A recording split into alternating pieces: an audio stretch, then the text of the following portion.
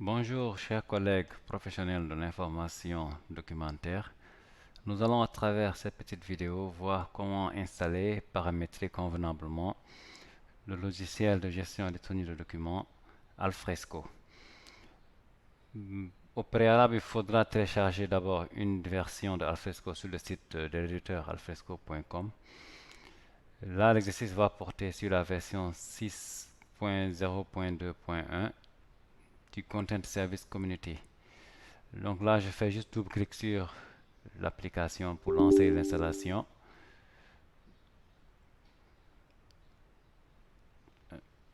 Ensuite, je choisis la langue de l'installation, français naturellement.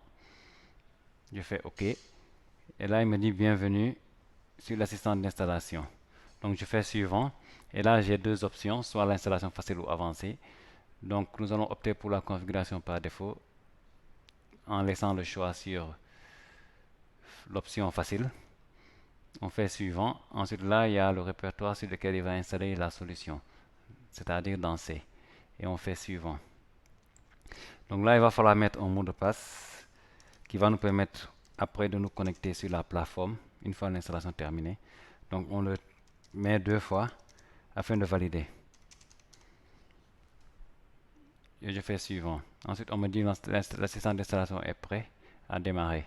Donc là, je fais juste suivant et je patiente. Là, l'installation est en cours. Tous les modules vont être intégrés, de même que le serveur web local.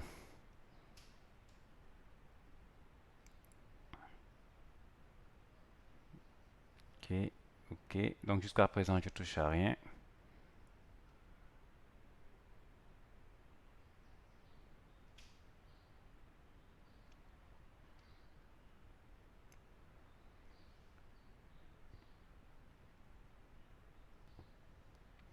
Donc là, mon installation est terminée.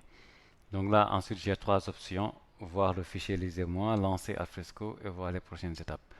Maintenant, je préfère tout décocher et faire terminer pour ensuite lancer Alfresco moi-même de manière manuelle. Ok, donc là, l'installation est terminée.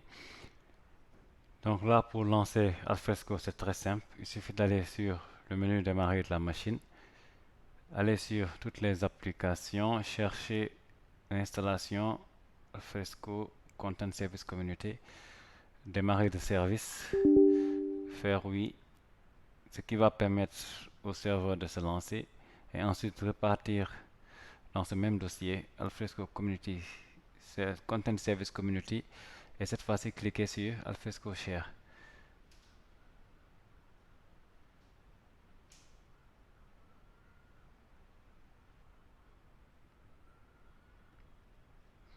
Voilà. Dès qu'on clique sur Alfresco Share, cette fois-ci, on a la page d'administration qui est là. Donc là, mot de passe, le login par défaut, c'est admin. OK. Et le mot de passe, c'est le mot de passe qu'on avait mis quand on faisait l'installation. Voilà. Une fois le login et le mot de passe mis, on clique sur connexion et là, on arrive au tableau de bord de l'administrateur. Donc à partir de là, notre Alfresco est bien installé.